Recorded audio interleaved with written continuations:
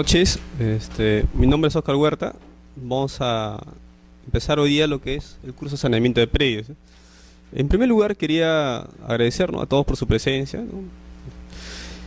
Y un poco la primera parte va a ser lo que entendemos por saneamiento de predios, ¿no?, y las distintas clases que existen sobre saneamiento de predios, ¿no? Una especie de un bosquejo general, ¿no? Por ejemplo, si alguien de ustedes ha trabajado en la actividad privada, ¿no?, van a ver que lo primero que hacen para sanar un predio es ubicar si el predio está o no registrado, ¿no es cierto? Es lo primero que van a tener que hacer. Y eso lo hacen con una búsqueda catastral, ¿no es cierto? Ustedes van, contratan a un ingeniero, y el ingeniero lo que va a hacer es elaborar pues unos planos en coordenadas UTM, ¿no?, con una memoria descriptiva, ¿no? Y van a pedir un certificado de búsqueda catastral, ¿no? Ese es el inicio nada más de todo un procedimiento, ¿no? O sea, saber si el predio está o no registrado, ¿no? Ahora, pero no solamente se van a contentar con tener una búsqueda catastral, luego van a tener que verificar pues quién sea el titular registral, ¿no es cierto? Si es del Estado, no es del Estado, si es a favor de la municipalidad o no a favor de quién. Y luego van a tener que ubicar un título, ¿no es cierto? Porque no se va a poder ingresar, no se va a poder sanear el predio si no hay un título de propiedad de por medio, ¿no? Ahora, pero el término de saneamiento es bastante amplio. Por ejemplo, nosotros vamos a sanear un predio no solamente cuando vamos a hacer la inscripción de la titularidad, ¿no?, sino también saneamiento puede ser cuando, por ejemplo, estoy habilitando un predio, un terreno, en este caso, un predio rústico, lo voy a convertir urbano. También la habilitación también comprende lo que es saneamiento de un predio, ¿no? También, por ejemplo, si tengo una edificación que no está inscrita, ¿no?, y lo voy a regularizar esa fábrica, también comprende el término de saneamiento. Es decir, el término de saneamiento es demasiado amplio, ¿no? Entonces, por ejemplo, el glosario de términos efectuado por COFOPRI, ¿no?, que ha sido aprobado por resolución de presidencia 2004, nos dice pues que el saneamiento físico legal, ¿no?, es un proceso. Un proceso por el cual la documentación técnica y legal de un predio es regularizada, ¿no?, a fin de que puedan brindar una protección óptima al derecho que contienen. Entonces, como proceso de saneamiento de predios, ¿no?, va a tener varios pasos, ¿no?, pero que va a finiquitar, va a terminar en la inscripción registral, ¿no? Ustedes van a ver que se dice pues que el predio está saneado cuando ya se ha inscrito ya el acto que ustedes quieren regularizar, ¿no? Si quiero regularizar el dominio, quiero, por ejemplo, hacer una rectificación, una determinación de linderos, en la inscripción registral va a culminar ese proceso, ¿no? Ahora, cuando vemos saneamiento de predios hay que distinguir dos tipos, ¿ya? Es importante. Por ejemplo, cuando veamos saneamiento de predios, ¿no?, en bienes estatales y saneamiento de predios, ¿no?, en bienes, ¿no?, de particulares, ¿no? Eso es algo que ustedes tienen que tener en cuenta. No va a ser lo mismo sanear un predio estatal que sanear un predio de un particular. Son diferentes, ¿no? Las normas sobre bienes estatales van a tener mayor flexibilidad. Por ejemplo, existe la ley 26.512, ¿no?, que permite hacer un saneamiento en base nada más en declaraciones juradas y publicaciones nada más, ¿no? Pero eso es cuando se trata de predios estatales, ¿no? En cambio, cuando son bienes de particulares, ahí la cosa cambia, ¿no? Por ejemplo, ahí vamos a ver la norma principal que vamos a analizar es la ley, ¿no?, 27.333, ¿no? Otra norma, por ejemplo, que vamos a tener en cuenta es la ley 27.157 o también la ley 29.090, ¿no? Esta norma de acá se refiere a regularización de edificaciones, ¿no? Esta es la que se refiere a licencias, ¿no?, de habilitaciones urbanas y edificaciones, y aquí está referido a lo que son, ¿no?, los trámites, ¿no?, ante el notario, ¿no? Por ejemplo, aquí se va a ver el tema de prescripción extiva de dominio notarial, ¿no?, título supletorio, o también la determinación de linderos y medidas perimétricas. Todo eso lo vamos a ver, ¿ya?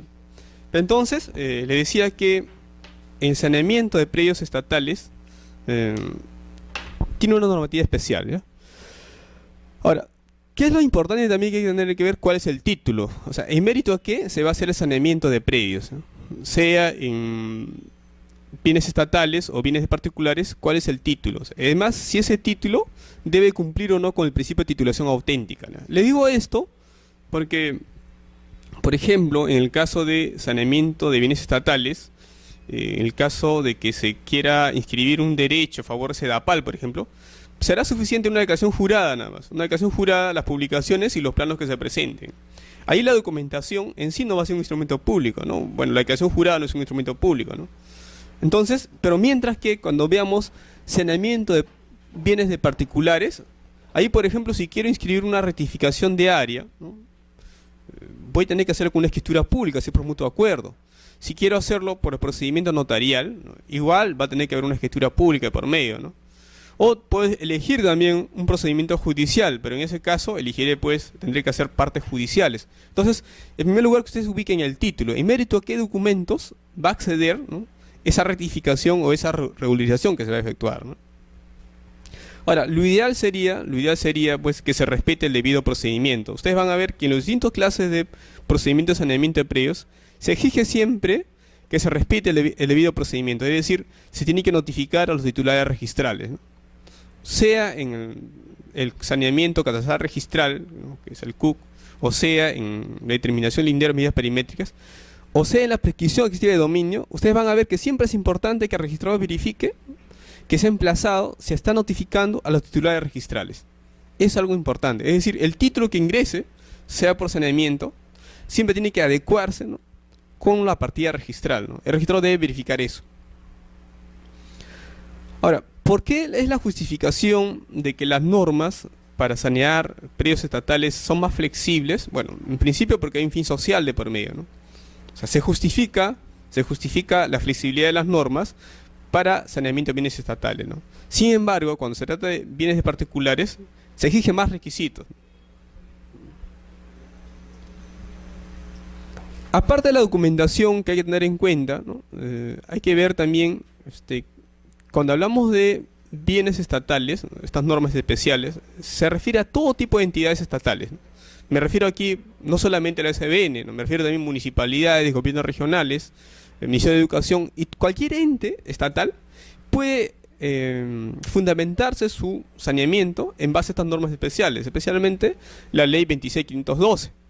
También el Decreto Supremo 130/2001 también, ¿no es cierto? Entonces, puede utilizar esa norma. Entonces, una entidad estatal tiene dos mecanismos, entonces, ¿no? Bien puede seguir los mecanismos de la 27.333, o bien puede seguir los mecanismos de sus normas especiales. Entonces, tiene esas dos posibilidades. En cambio, los particulares solamente tienen estas posibilidades para sanear sus predios. Eso es algo que ustedes tienen que diferenciar siempre, ¿no? Entonces, si ustedes le piden que asesoren sobre un tema de saneamiento de predios, verifique en primer lugar qué clase de bien es, ¿no? Si es un bien estatal o es un bien de un particular, ¿no es cierto? Y de acuerdo a ello, ustedes van a utilizar las normas específicas. Bien.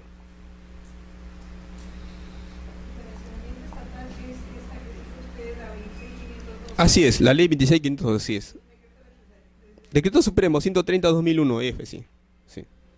Va a haber un curso especial después sobre saneamiento de bienes estatales, se va a explicar un poco más. Lo que ahora quiero darles más es un panorama general sobre saneamiento de predios, ¿ya? Mi objetivo ahorita es darles un panorama general y lo que en realidad nosotros vamos a desarrollar es saneamiento de predios, pero sobre bienes de particulares, ¿ya? Pero sin embargo es bueno que ustedes sepan el conjunto, lo global, lo integral, ¿no? Ya, hay una excepción a la regla que es el saneamiento catastral registral. El saneamiento catastral registral se puede aplicar también por los particulares. Y aquí, así cita superposición de área, se puede inscribir, se puede hacer una rectificación de área. O sea, la regla general es, conforme a la 27.333, si hay superposición de área, no se va a poder inscribir la rectificación, ¿no? Pero con la norma del saneamiento catastral registral, así exista superposición, se puede efectuar dicha inscripción.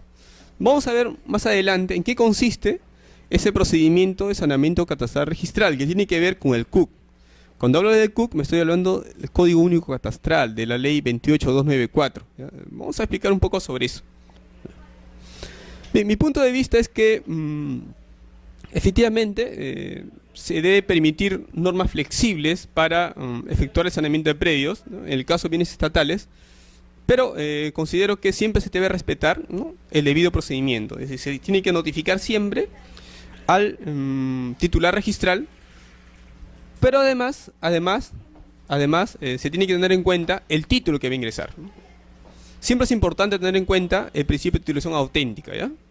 Es algo bastante importante. Entonces, no estoy en contra del saneamiento de predios, considero que es un bien útil, ¿ya? Pero en el caso de bienes estatales, sí considero que debe respetarse la notificación personal, sobre todo, ¿no? Porque, ¿qué sucede? Miren, he visto en el caso de saneamiento de bienes estatales, por ejemplo, imaginemos que Sedapal diga, ese predio me corresponde a mí. Sedapal lo único que va a hacer es sacar sus avisos, sacar su ocasión jurada y punto nada más.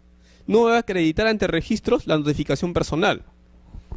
La 2744, cuando diferencia los diferentes tipos de notificación, dice que existe la notificación personal, es decir, por el cual entrega el documento, la resolución en este caso, un documento, a la persona en sí. Es una notificación personal. Y aquí, en el saneamiento de bienes estatales, en el caso de Sedapal, solamente saca un aviso y una declaración jurada, ¿no? Entonces, me parece que eso no es la forma como se debe efectuar un saneamiento, ¿no? Un saneamiento debería respetar, pues, las normas, en ese caso, de procedimiento. Bien. Aquí está el punto de inicio, considero, en el caso de saneamiento de predios estatales, es la norma del Decreto Supremo 2494, es del año 94. Fue inicialmente para Sedapal, ¿no? Entonces, en estas normas autorizaba pues a Sedapal para que proceda el saneamiento legal de la titulación de bienes inmuebles, ¿no? Entonces, en base a esta norma, Sedapal podía pues efectuar sobre diversos actos, es decir, podía sanear titularidad, podía sanear fábrica, podía sanear también otros actos. Entonces decía además que registros públicos inscribirá en el registro de propiedad inmueble, ¿no?, instalaciones, edificaciones, construcciones, inmuebles en general de propiedad de Sedapal. Era una finalidad netamente pública, ¿no? O sea, Sedapal sacaba sus avisos, hacía una anotación preventiva, hacía una declaración jurada de que no hay litigio sobre ese bien, pasaba un tiempo, si es que nadie se oponía, se inscribía, esa anotación preventiva se convertía en definitiva, y ya estaba saneado ya, digamos, la titularidad, ¿no? Esa era la forma como ha surgido, digamos, esta norma de saneamiento de predios estatales, ¿no? Luego se va a extender con la ley 26.512 a otras entidades. Como vieron que funcionaba muy bien en el caso de Sedapal, se extiende pues a otras entidades. Ya no solamente Sedapal podía hacer este saneamiento, podía ser Ministerio de Educación, Ministerio de Transportes y otras entidades, ¿no? ¿Qué cosas se podía regularizar? Por ejemplo, la inscripción de dominio, declaraciones o constataciones de fábrica, la primera inscripción de dominio y demás actos inscribibles, ¿no? Otro caso especial de saneamiento de predios estatales es del BANMAT. Ustedes han escuchado del Banco de Materiales, ¿no es cierto?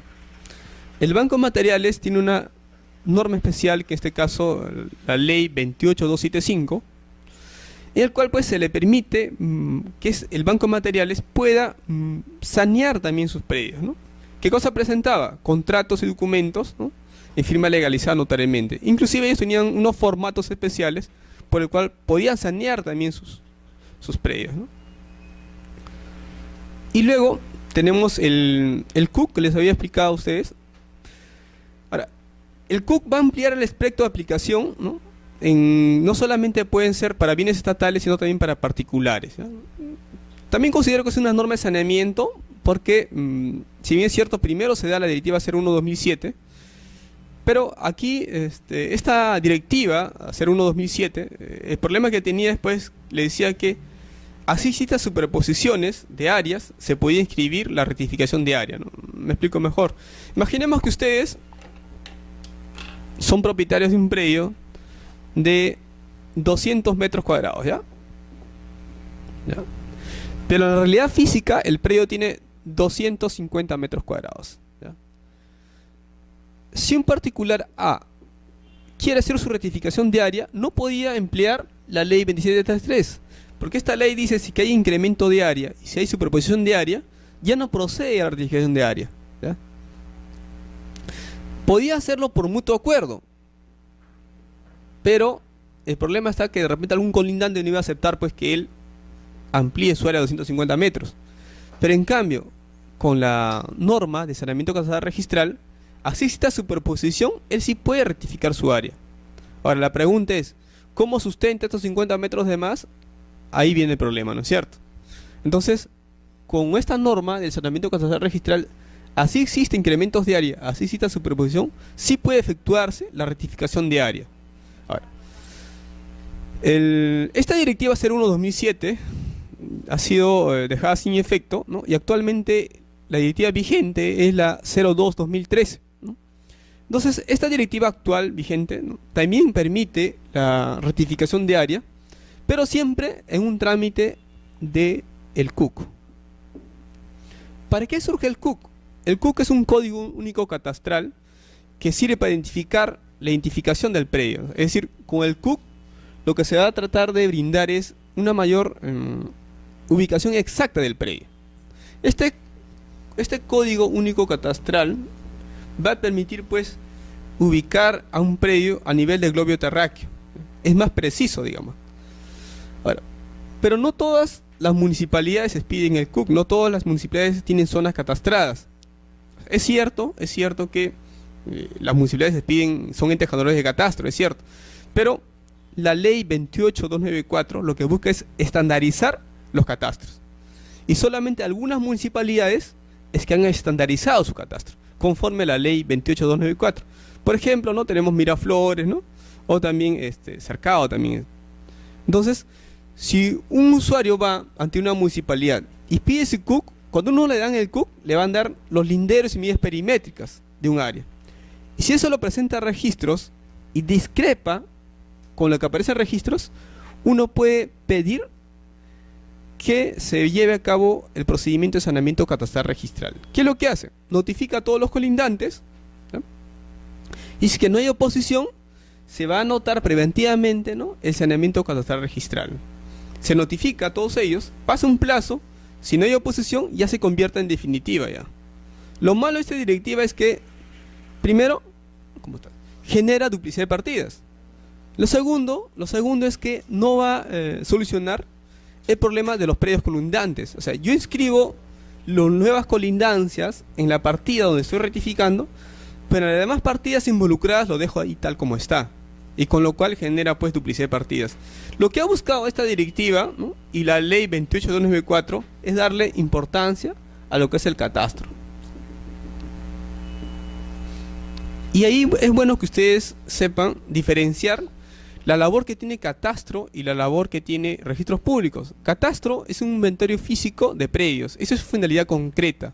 Mientras que registros públicos lo que busca es publicitar titularidades jurídicas, esa es la finalidad. Entonces, lo que se hace con esta ley 28.294 y con esta directiva es darle preponderancia a los datos que arroje catastro. Si la entidad generadora de catastro dice que este predio tiene 250 metros, pues esto es lo que debe prevalecer. Ese es un poco el espíritu de la ley 28.294. Esta es una norma que salió en el año 2010, 30 de octubre de 2010, sobre saneamiento físico y legal de predios tugurizados. Es una norma interesante, pero que se aplica sobre un tipo de predio, ¿no?, que son los predios tugurizados. Aquellos predios en el cual están abandonados, ¿no?, están en deterioro, las municipalidades pueden asumir competencia sobre ese predio. ¿Y cómo van a sanearlo, ¿no? En primer lugar, para fines de renovación urbana, ¿no? Son dos los procedimientos de saneamiento legal aquí: declaración administrativa de abandono y declaración de prescripción adquisitiva administrativa. Como ustedes saben muy bien, la prescripción adquisitiva de dominio son de tres tipos: judicial, que más la conocemos, notarial, y también tenemos la administrativa. Esta de acá sería un tipo de prescripción adquisitiva administrativa. Ahora, en este caso, pues, son las municipalidades las que van a tener que sacar una resolución declarando el abandono o la prescripción adquisitiva administrativa, ¿no? Y va a generar también el levantamiento de cargas también en este caso. Y luego tenemos el saneamiento notarial, que aquí vamos a ver la ley 27.157. Las posteriores charlas ustedes le van a explicar bastante sobre el tema de reglamento interno, declaratoria de fábrica, ¿no? No es hoy día tratar todos esos temas, simplemente darles un bosquejo general para que sepan, pues, que existen diferentes mecanismos de saneamiento, ¿eh? Bueno, en el caso de prescripción adquisitiva notarial, ¿no?, esta ley, pues, lo que ha tratado es de quitar el monopolio judicial, ¿no? Antes, si ustedes ven el Código Procesal Civil, van a ver que dice que es un proceso contencioso la prescripción adquisitiva de dominio, ¿no? Lo que dice esta norma, ¿no?, conjuntamente con la 27.3 es que un asunto no contencioso puede ser visto por el notario sobre una prescripción adquisitiva de dominio, ¿no? Pero siempre y cuando no exista oposición. Porque si existe oposición, deja de ser no contencioso y se convierte ya en un asunto de litigio judicial. En este caso, si hay oposición, el notario ya carece de competencia, ¿no? Por ejemplo, hoy día un notario me ha pedido que cancele una anotación preventiva, ¿no?, de prescripción adquisitiva de dominio, ¿no? Porque seguramente pues han ido a su notaría los titulares registrales y se han opuesto. Entonces el notario me manda el oficio y yo le he liquidado el título para que se cancele esa anotación preventiva. Es decir, el notario es competente en predios urbanos siempre y cuando no exista conflicto. Si hay conflicto y hay oposición, el notario lo que tiene que hacer es concluir el procedimiento y pedir el levantamiento de la anotación preventiva, ¿ya? Bien.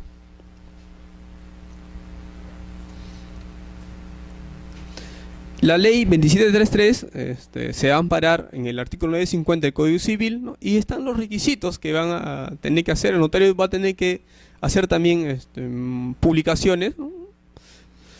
Tiene que notificar a los interesados a los colindantes, y es importante que el notario se constituya en el inmueble, ¿no? Para que él pueda declarar la prescripción adquisitiva de dominio, el notario tiene que ir a hacer un acta de presencia, ¿no? Tiene que verificar efectivamente que esa persona está poseyendo el inmueble, tiene que hacerlo, porque es un requisito que tiene que estar en la escritura pública. Y además el notario tiene que declarar, pues, en este caso la prescripción adquisitiva de dominio, ¿no? Y señalará pues si está adquiriendo una persona en calidad de bien propio o es una sociedad conyugal, un bien social, ¿no? También tenemos el título supletorio. Los notarios también son competentes para declarar títulos supletorios, ¿no? Ahora, la diferencia entre la prescripción adquisitiva de dominio y el título supletorio, van a ver ustedes que en la prescripción adquisitiva de dominio el solicitante es un poseedor, nada más. En cambio, en el título supletorio, el que solicita este otorgamiento es un propietario en realidad, solamente que carece pues de los documentos en este caso, ¿no?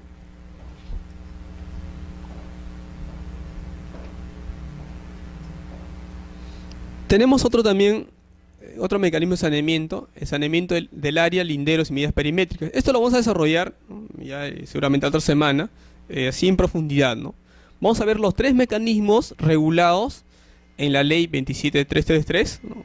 El mutuo acuerdo, es importante el mutuo acuerdo, pero que tiene que hacerse con los colindantes, ¿no? Por ejemplo, si esta señora acá tiene en realidad 250 metros y quiere pues que se inscriba en registros públicos como 250 metros, en registros consta solamente 200 metros, tiene que ponerse de acuerdo con todos los colindantes, ¿ya? Se pone de acuerdo con todos los colindantes, firman la escritura pública todos los colindantes y se rectifica el área.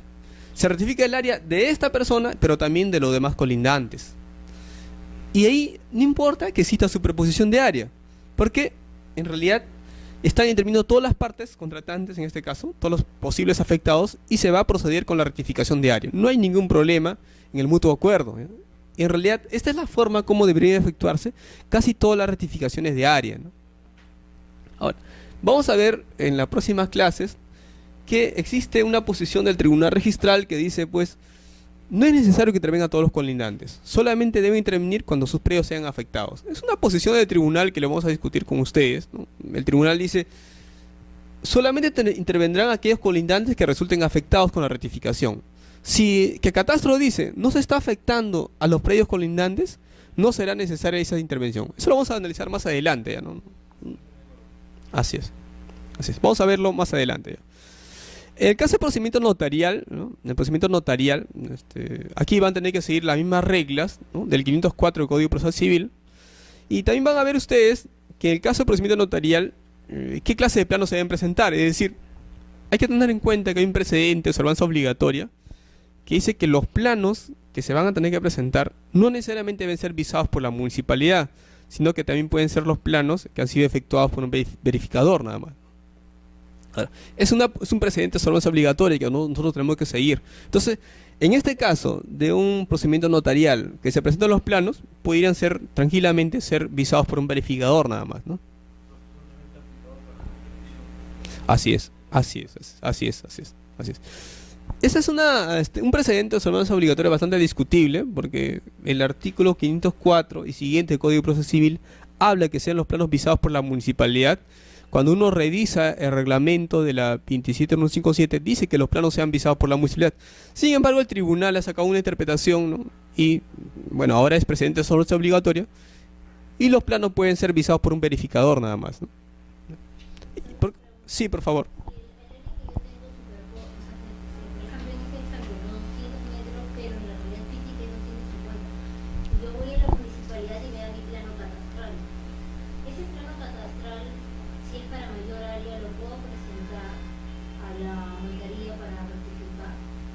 Ya, mira, en ese caso, lo que más recomendable sería que tú te pongas de acuerdo con tus colindantes. ¿Ya? O sea, puedes hacer un procedimiento de mutuo acuerdo. O sea, simplemente no necesitas ir, simplemente tú vas al notario con todos los colindantes y le dices, miren, mi nueva área es 250 y a los demás los reduce su área. Bueno, no había ningún problema. Ese es el plano ideal, digamos, ¿no? Que tú te llevas muy bien con tus vecinos y tus vecinos van a dejar pues que tú pongas 250, ¿no? Porque puede haber pasado porque tú lo hayas invadido sin querer, ¿no? Poquito en el frente, entonces ahora tienes 250, puede ser. O puede ser también que en la realidad tú siempre has tenido 250, ¿no? Puede ocurrir también eso. Pero entonces en ese caso tú puedes ir con todos tus colindantes, ¿no? Y rectificas el área, ¿no? Entonces vas a modificar tu partida, pero también tus partidas colindantes. No habría ningún problema. Ese es lo ideal, digamos, ¿no? Ahora, no te aconsejo seguir el procedimiento notarial porque lo que dice la norma es que si hay una superposición de área, ahí no procede el procedimiento notarial. En todo caso, tú pudieras apelar lo que es el CUC, el saneamiento catastral registral, en ese caso sí procede, ¿no? Entonces tendrías esos dos mecanismos. Por último, también te puedes ir a Poder Judicial, ¿no? Pero no creo que el juez te acepte cuando exista superposición de área, ¿no? Bien. Sí, por favor.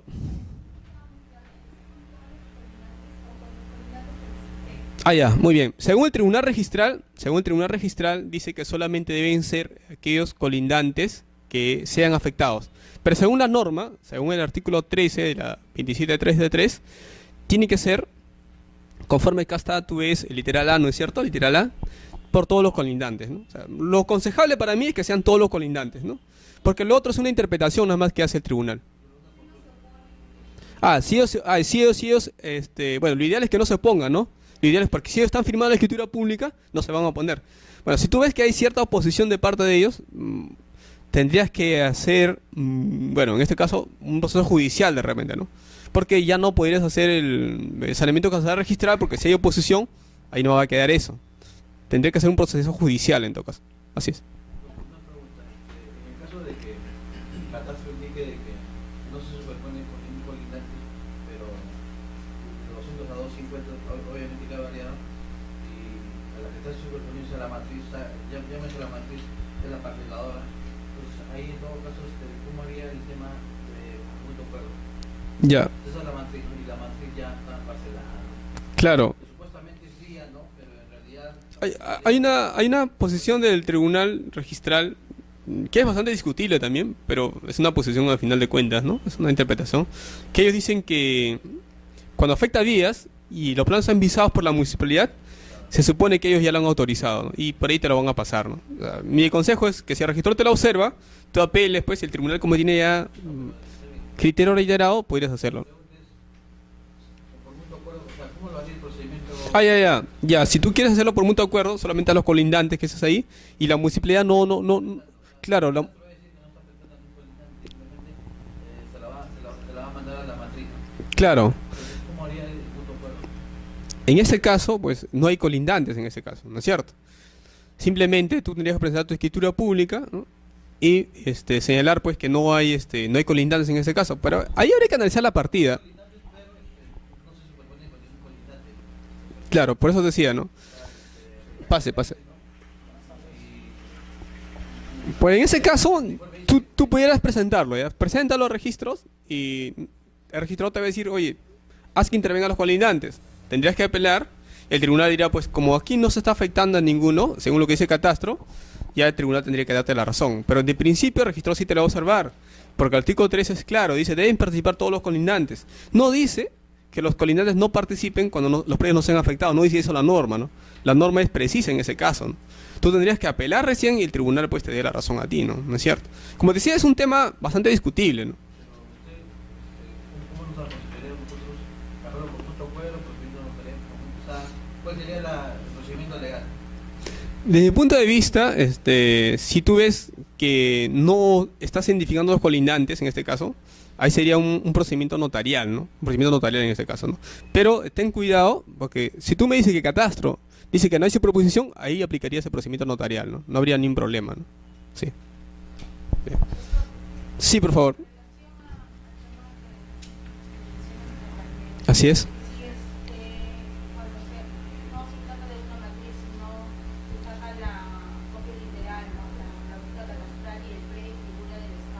Así es.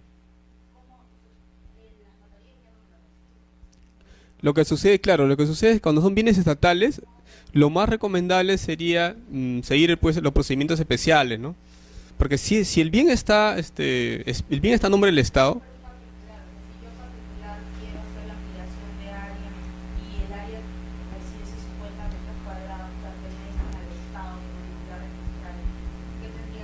Mira, aquí primero tendrías que identificar qué clase de bien es. Si es un bien de dominio público o es un bien de dominio privado de la... Ya.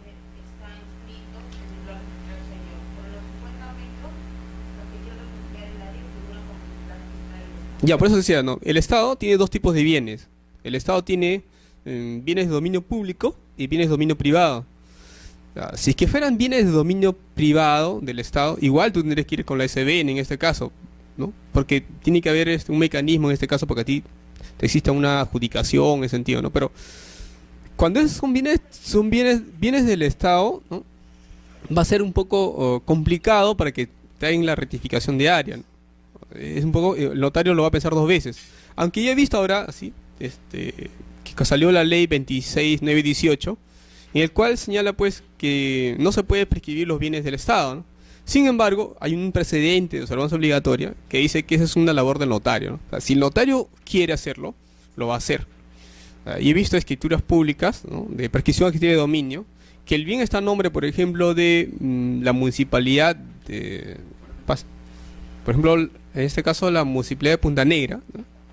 Y el notario está declarando la prescripción adquisitiva sobre ese predio. Eso ya depende ya del notario, ¿no? Yo creo que un notario puede decirte que no, porque existe la ley 26.918 que declara imprescriptible los bienes de dominio del Estado. Pero si el notario aplica el precedente de observancia obligatoria y asume la responsabilidad por esa rectificación de área o asume la responsabilidad por esa prescripción que de dominio, el registro no le va a quedar otra salida que inscribirlo, ¿no?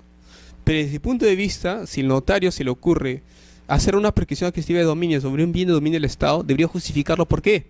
Debería decir, pues, me imagino, ¿no? Diría, pues, que en caso esta persona adquirió el bien por prescripción adquisitiva de dominio antes que salga esta ley, ¿no? Porque esta ley ha salido después. Como las normas no son retroactivas, esta persona ya adquirió el derecho. Pero muchas veces los notarios no hacen eso, simplemente dicen, el precedente dice esta cosa, inscríbelo nada más. Y eso me parece una labor un poco irresponsable del notario, ¿no? Sí, por favor.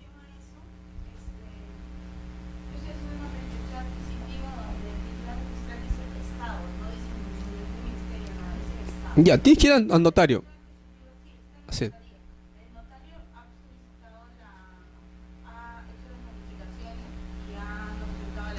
Está bien.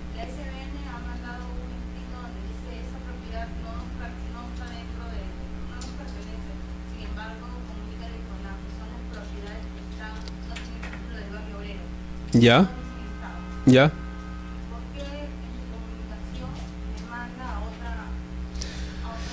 Lo que pasa es que la FONAFE es otra entidad, ¿no? Que también antes ha sido titular de varios predios. O sea, lo que sucede, hay que distinguir dos cosas importantes, miren. Una cosa es la realidad registral y otra cosa es la realidad extrarregistral. Por ejemplo, puede parecer registralmente que esa propiedad está a nombre de X, pero de repente en los hechos X transfirió a diversas personas ya. Entonces, puede pasar eso también. Entonces, lo que te está haciendo nada más el SBN es comunicando, oye, por si acaso, averiguas si ese predio está a nombre de FONAFE nomás. Entonces tendrías que ir a la FONAFE y preguntar pues si ese predio está a nombre de ellos, ¿no? O sea, no te queda otra salida.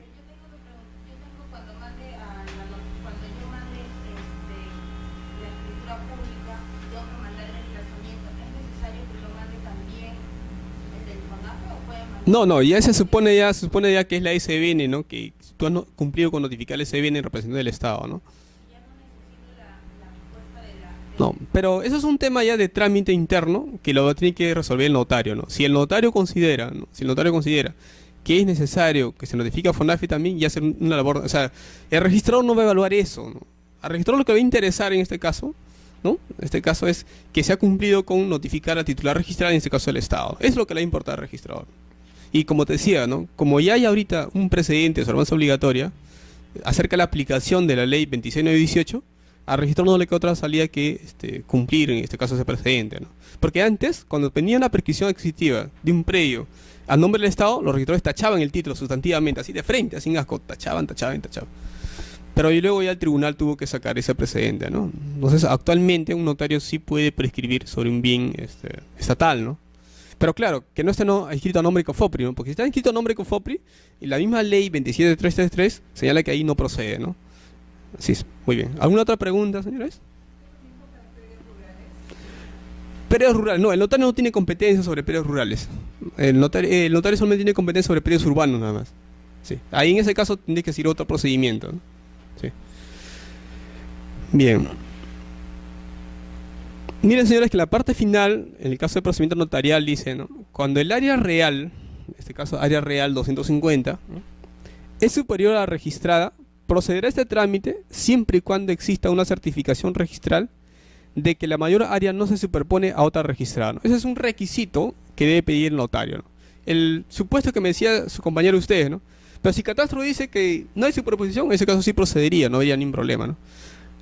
Ahora, les diré que, sinceramente, que esta forma de rectificación de área, cogiendo áreas mayores, en realidad lo que está haciendo es acrecentamiento de área, ¿no?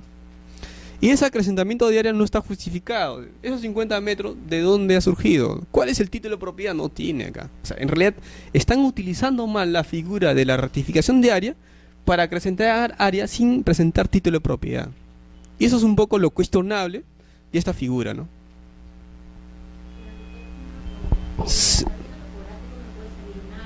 Así es. Así es. Así es.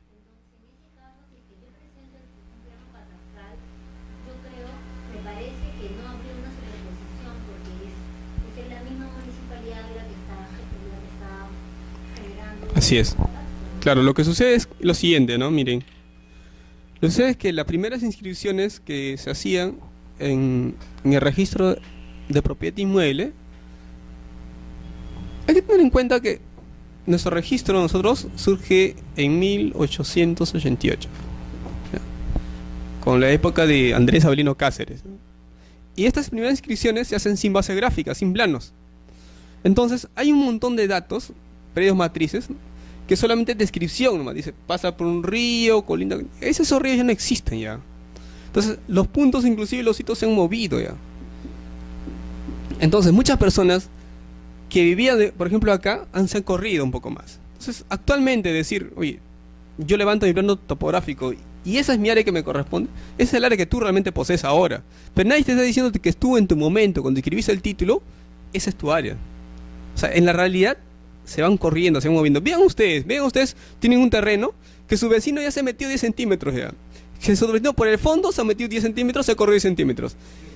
El que construye primero, agarra eso. Es verdad, mire, si ahora actualmente donde yo vivo, estamos construyendo pues un pequeño local, y el vecino se ha metido 15 centímetros. En la realidad ocurre eso. Entonces cuando él levante, diga, no, pero mi área real es esta, ¿no? Claro, tu área real es esta porque tú has construido y te has agarrado una parte, ¿no es cierto? Esa es en la realidad. Claro, pero tú no lo vas a saber porque tú recién le estás adquiriendo, tú eres un nuevo adquiriente en realidad, ¿no? Lo que ha pasado pues son tantos años que tiene esto, es lo que ha ocurrido. Por eso que hay esa discrepancia entre lo que aparece registrado, ¿no?, y con la realidad. Por eso que hay esa discrepancia, ¿no? Pero además hay un tema más que quiero comentarles. Los catastros manejan distintos. Por ejemplo, no es el mismo catastro que tiene el PET que tiene COFOPRI. Y peor, que tiene la municipalidad. Son diferentes. Son catastros diferentes, distintos. Por eso cuando sale la ley 28294, lo que trata es estandarizarlo eso, ¿no? Entonces, la gente dice, ¿cómo es posible que registres una cosa y ahora sea otra cosa? Claro, pues, si un catastro del PET dice una cosa, el COFOPRI dice otra cosa, y todo ingresa a registros, ¿cómo no va a ser diferente, pues? Es distinto. Los coordenadas eran diferentes, distintas. Ahora recién se está trabajando pues con coordenadas UTM, que hay mayor exactitud, ¿no? Pero no siempre ha sido así. Antes les decía que hacían inscripciones sin base gráfica, sin planos. Entonces, la mayoría que agarraba, pues inscribía acá, inscribía allá. ¿Y cuándo se dan cuenta recién? Cuando el propietario de predio matriz quiere sanear todo. Ahí recién surgen todos los problemas de superposición y todo eso, ¿no? Entonces, ese es un problema que viene de atrás, ¿no? De que desgraciadamente, pues, no se ha solucionado, pero se está en camino, al menos en eso, ¿no? Bien, el procedimiento judicial que está previsto en el 504 del Código de Proceso Civil, ¿no? Aquí, efectivamente, ¿no? Puede surgir oposición de terceros, ¿no? Y ya será, pues, el juez el que determine en este caso, ¿no?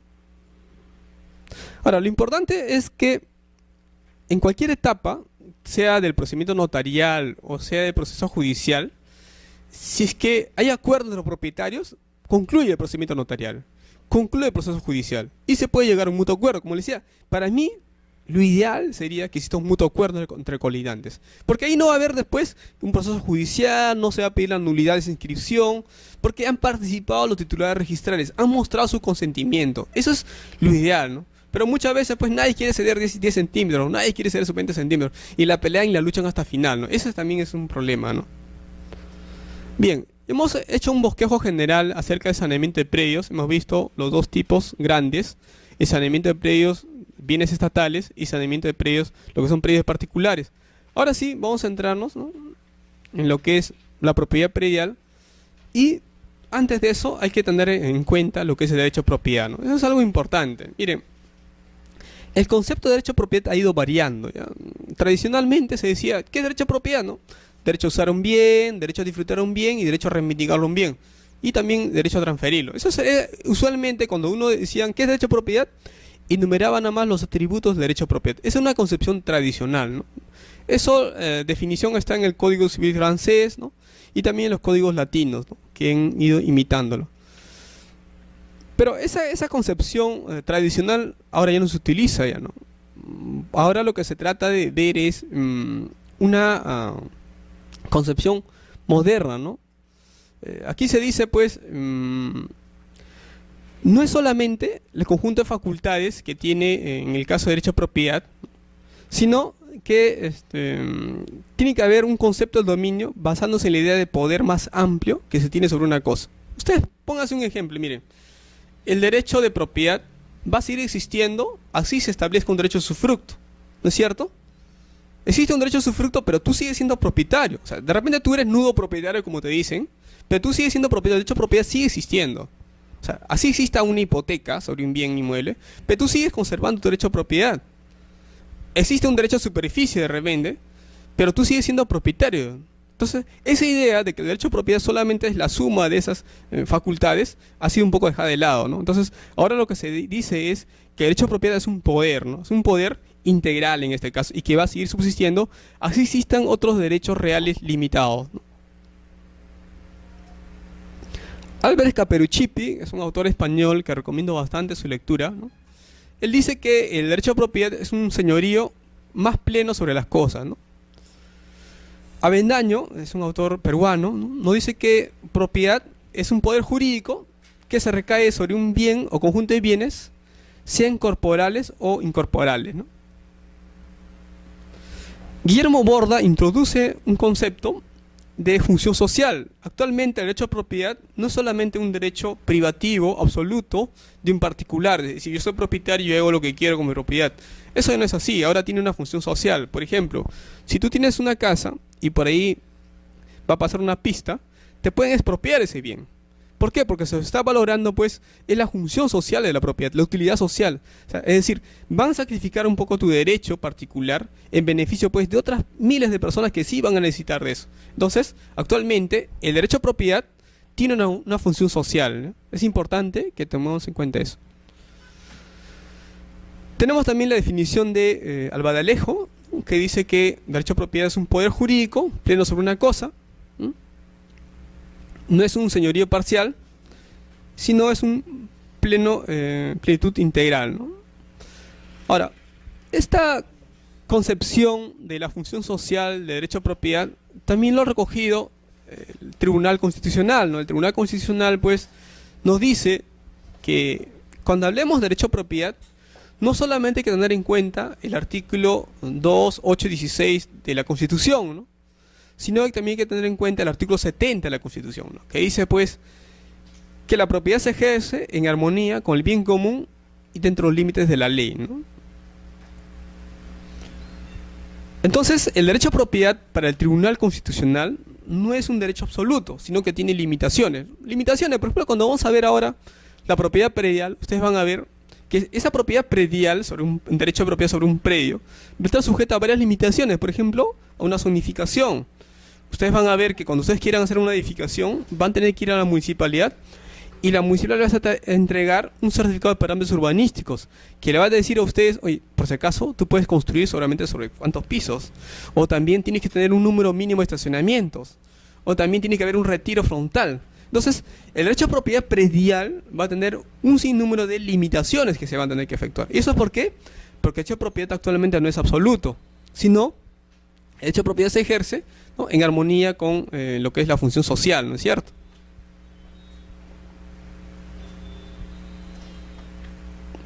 Ahora, ¿qué relación hay entre el derecho a propiedad y registro? Porque el registro en el Perú, el sistema que tenemos nosotros, el sistema registral, no es constitutivo, es netamente declarativo. Es decir, yo voy a tener mi derecho a propiedad no con la inscripción registral. El derecho a propiedad se va a obtener en el sistema inmobiliario, el sistema de bienes inmuebles, simplemente con el mero consentimiento, ¿no? Entonces, la pregunta que hay que hacernos es, ¿por qué debo registrar pues esa transferencia de un inmueble? ¿Cuál es la ventaja que me otorga registros públicos? El Tribunal Constitucional ha señalado, ¿no?, cuando habla de seguridad jurídica, ¿no?, dice pues seguridad jurídica no solamente es mantener un statu quo, ¿no?, sino también seguridad jurídica es que existan condiciones para que pueda haber un desarrollo de los pueblos, ¿no? La seguridad jurídica permite dar certidumbre institucional para que los individuos puedan generar pues riqueza a partir de la titularidad de derecho a propiedad. Ahora, ¿cómo se consigue esta seguridad jurídica, ¿no? Esta seguridad jurídica se dice pues que es con la inscripción registral que el derecho a propiedad deja de ser un aspecto, un derecho netamente subjetivo para convertirse en una garantía institucional, ¿no? Es decir, por eso es que es importante la inscripción registral, porque va a permitir que ese derecho a propiedad de algo subjetivo se vaya a trascender como una garantía institucional, ¿no? Esa es la relación que existe entre el derecho a propiedad y los registros públicos, ¿no? Es decir, mientras ustedes cuando inscriban su derecho de propiedad va a obtener una garantía institucional, va a tener mayor protección, va a obtener seguridad jurídica, ¿no?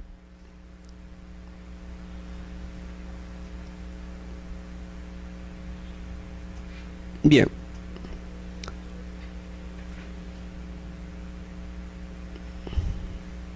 Entonces, el tribunal dice, ¿no?, es la inscripción del derecho a propiedad en un registro público, en el cual el derecho trasciende su condición de tal y se convierte en una garantía institucional para la creación de riqueza y por ende para el desarrollo económico de las sociedades, ¿no? Van a ver ustedes que cuando quieran comprar un terreno, el terreno si no está saneado, no está inscrito, no está inmatriculado, tiene un valor ínfimo, tiene un valor menos, ¿no? Pero cuando esté registrado, tenga habilitación urbana y tenga todos los servicios, van a ver que su precio es 10 veces más inclusive su precio, ¿no? Es distinto, totalmente diferente. Ustedes váyanse de repente a Ancón, ahí vean aquellos lotes que están por sanear, vean cuánto cuesta y después cómprese un terreno pues que esté saneado, van a ver el precio cómo sube, ¿no? Es diferente, ¿no? Bien, también quiero hablarles acerca de la publicidad registral inmobiliaria, porque dentro de esta publicidad registral inmobiliaria, que tiene 3 elementos, es importante un elemento objetivo, que es la finca. Justamente cuando nosotros vamos a ver ahora la propiedad predial, vamos a ver lo que es la finca, lo que es el predio. Ahora, ¿por qué es importante la finca? Porque la finca es una unidad objetiva, ¿no?, que consiste en una superficie delimitada del suelo o en otro tipo de espacios delimitados sobre los cuales recaen los distintos derechos reconocidos por la ley. Es decir, la finca es importante para la publicidad registral inmobiliaria. El predio que nosotros vamos a analizar, es bastante relevante y van a ver que ustedes, según nuestro Código Civil, se va a tener que, esa superficie se va a tener que extender en forma vertical, ¿no?, tanto para arriba como para abajo. Ahora, pero esa extensión va a tener ciertos límites. Antes se decía pues que ¿hasta dónde se extiende tu derecho de propiedad? Decían, bueno, hasta el cielo y hasta el infierno, decían, ¿no? Pero esa concepción antigua ya ha sido dejada de lado, ahora actualmente no es igual. Tenemos una ley de aeronáutica civil que dice, pues, que por ahí tú como propietario no puedes impedir que pasen aviones por ahí. O también en los recursos naturales, si encuentran petróleo en el predio que estás, ese petróleo no te corresponde a ti, no te pertenece a ti, porque los recursos naturales le pertenecen al Estado, ¿no? Entonces, hay limitaciones ya en lo que se refiere a la propiedad predial ahora. ¿Por qué es importante tener en cuenta entonces la finca? Porque es la base objetiva, ¿no?, del registro de predios, ¿ya? No se olviden eso, por favor. Bien. Cuando hablamos del registro de propiedad inmueble, ¿no?, van a ver ustedes que en la ley 26366, que es una norma de creación de la SUNAR, ¿no?, luego fue modificada por la ley 27755, que es la norma que crea el registro de predios, y luego ha sido modificada también por la ley 28677 del año 2006. Se indica claramente que el registro de propiedad inmueble va a comprender los siguientes registros. Primero, el registro de predios, que es lo que vamos a analizar ahora. Después, el registro de concesiones para la explotación de servicios públicos. Y luego, el registro de derechos mineros. Hoy día solamente vamos a tratar el registro de predios, porque vamos a ver lo que es la propiedad predial. No vamos a tocar el registro de concesiones, y tampoco el registro de derechos mineros. Pero sí es importante que ustedes tengan en cuenta que el registro de propiedad inmueble es un concepto más genérico. Decir registro de predios es igual a registro de propiedad inmueble no es lo mismo. No son lo mismo, ¿ya? El registro de propiedad inmueble también comprende al registro de concesiones y al registro de derechos mineros. No se olviden eso, por favor, ¿ya? Bueno, el registro de predios, que es importante que analicemos, es un registro jurídico. Ahora, cuando hablo de registro jurídico me estoy refiriendo a que se diferencia de un registro administrativo, ¿no? Un registro jurídico porque lo que va a publicitar son titularidades jurídicas, por lo tanto genera oponibilidad y legitimación ante terceros, mientras que un registro administrativo no genera eso, es un registro nada más administrativo, es publicidad noticia nada más, ¿no? Ejemplo, la Discamen, ¿no? La Discamen es un registro administrativo nada más. Ahora, ¿qué actos se deben inscribir en el registro de predios? Ustedes ven ahí toda esa serie de actos, ¿no? Por ejemplo, ampliación de fábrica, modificación de fábrica, ¿no?, anotaciones marginales, rectificaciones de área, ¿no?, acumulación, elección de junta directiva, demolición. En sí, hay bastantes actos que se van a inscribir en ese registro de predios. Y continuamos, ¿no? Miren, ustedes van a ver que hay transferencia por sucesión, reversión de la expropiación, fideicomiso, anotación de demanda, embargo. Todo eso está referido al predio. Imagínense todos los actos que ustedes pueden inscribir en su predio, ¿no? Hipoteca, ampliación de hipoteca, pacto de reserva de propiedad, patrimonio familiar, contrato de adopción, etcétera y etcétera. Y continuamos, ¿no?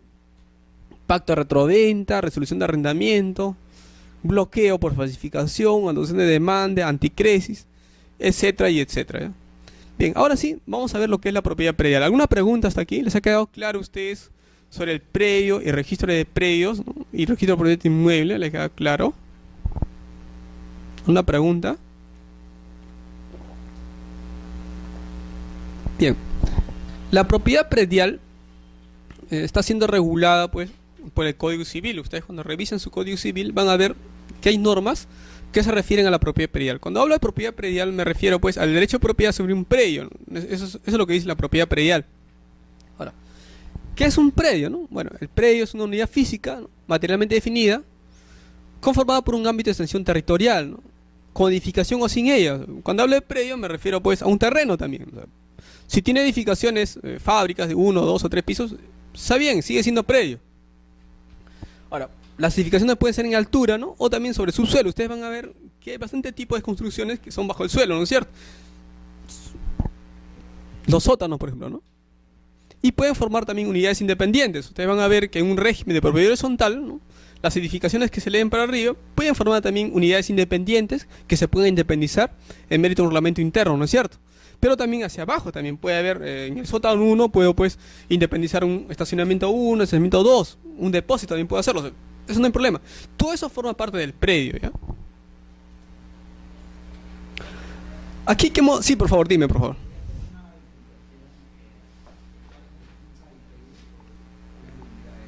Miren, registralmente, cuando hablan de publicidad registral inmobiliaria, se dice finca, también se habla de predio, ¿ya?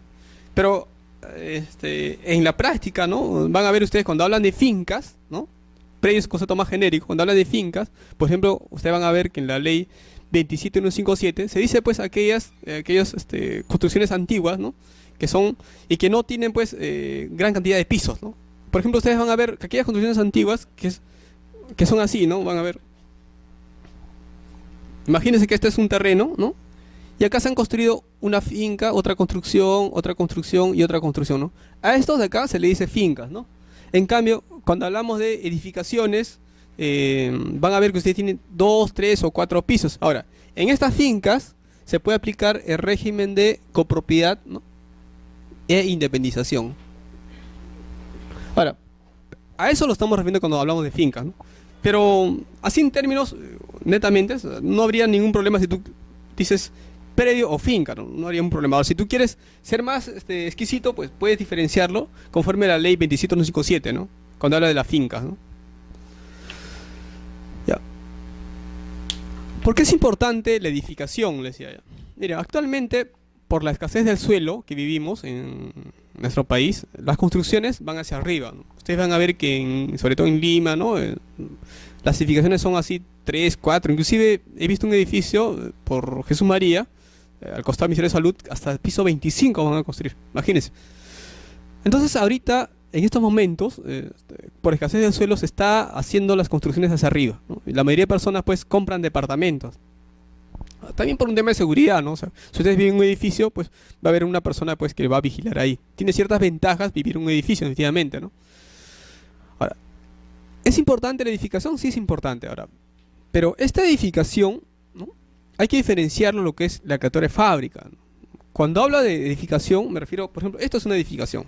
Pero no es declaratoria de fábrica. Declaratoria de fábrica me refiero a un reconocimiento legal de la edificación. Entonces, diremos que edificación es la construcción, ¿no? Fija, pero en cambio la declaratoria de fábrica me dice reconocimiento legal, ¿no? De esa edificación.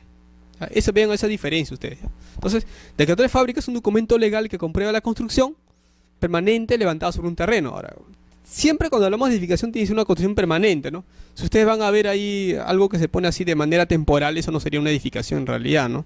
He visto que algunas municipalidades han querido una caseta, creo, han querido declarar a fábrica, creo, ¿no? Eso no, pues, ¿no? Lo que se trata de declarar es algo fijo, algo permanente. Esa es una edificación, ¿ya? Sí, por favor.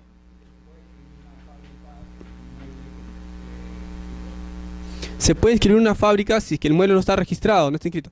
Siempre te van a pedir que previamente inscribas la inmatriculación, ¿no? Ahora, lo que tú puedes hacer es sanear la inmatriculación y simultáneamente inscribir la fábrica, ¿no? Puedes utilizar ahí lo que es el FOR, ¿no? Sí. Ahora, no te olvides que con la prescripción adquisitiva de dominio, tú puedes hacer también la inmatriculación. O sea, el notario sí puede inmatricular un predio por prescripción adquisitiva de dominio. Lo que pasa es que en Lima los notarios no lo hacen. Pero en provincias sí lo hacen. Por ejemplo, cuando yo estaba en Churín, he visto que varios notarios han inmatriculado, ¿no? Un bien inmueble por prescripción adquisitiva de dominio, ¿no? Ya es un tema ya de notario, ¿no? Sí, por favor.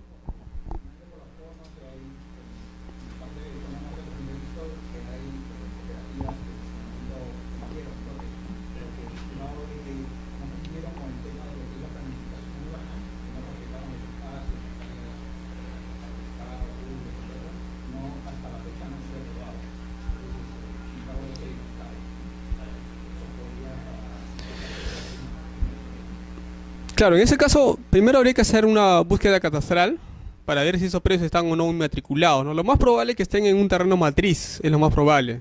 Y ahora, si están en terreno matriz, habría que ver quién es el titular registral, ¿no? Claro, si que son las cooperativas, pues ellos son los que tienen que ahí hacer la habilitación urbana, ¿no? Ahora, también la municipalidad puede intervenir mediante una habilitación urbana de oficio, ¿no? Si hacen una habilitación urbana de oficio, se inscribirá la resolución y los lotes, ¿no? Pero hay un problema ahí, ¿no? Es que para la independización de los lotes van a tener que intervenir los titulares registrales, en este caso la cooperativa, ¿no? Si es que no interviene la cooperativa, se va a inscribir nomás la habilitación en la partida matriz, pero no se va a poder independizar todavía, ¿no? Entonces, lo que puede hacerse es ahí que cada poseedor puede hacer la prescripción adquisitiva sobre ese lote, ¿no? Y se puede independizar después, ¿no? Pero ya es un tema de saneamiento, como te decía, ¿no? Pero primero lo importante sería, pues, cambiar el bien, ¿no? De rústico que pase a urbano, ¿no? Sí, no lo van a hacer. Las cooperativas no lo van a hacer. Sí, sí es verdad, algo dice. Así es, así es. Así, desgraciadamente, la prescripción extiva de dominio actualmente está siendo usada como un mecanismo de saneamiento, cuando su naturaleza jurídica no es esa estrictamente, ¿no? O sea, la prescripción extiva de dominio ahorita es la solución, digamos, a esos problemas después de titularidades, ¿no? Cuando alguien